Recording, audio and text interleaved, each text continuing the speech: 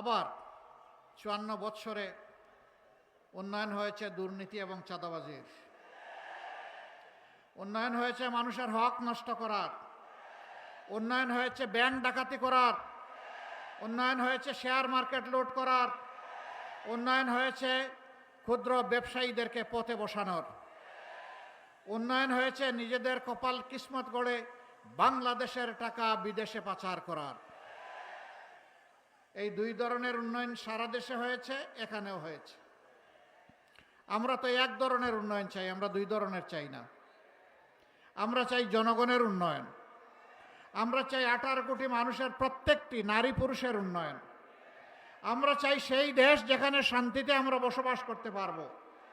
আমরা ওই দেশটি চাই যেখানে আমাদের শিশুরা পুষ্টি পেয়ে বড় হবে সুস্বাস্থ্যের সাথে, আর শিক্ষা পেয়ে হবে সুনাগরিক।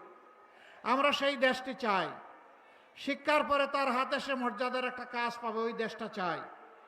আমার মা, আমার স্ত্রী, আমার বোন, আমার মেয়ে, তারা পাবে নিরাপত্তা এবং মর্যাদা। আল্লাহর দেওয়া সমস্ত অধিকার তারা এখানে নিঃসংকোচে ভোগ করবে। আল্লাহ ছাড়া কাউকে তারা পরোয়া করার প্রয়োজন অনুভব করবে না। ভয় পাবে শুধু আল্লাহ তাআলাকে। আল্লাহ রাব্বুল আলামিন যাকে সম্মান করতে বলেছেন আমরা তাদের সবাইকে সম্মান করব। যাকে ভালোবাসতে বলেছেন তাদের সবাইকে ভালোবাসবো। কিন্তু আল্লাহর কসম, আল্লাহ ছাড়া কাউকে ভয় করব না। নারীরাও না, পুরুষরাও না।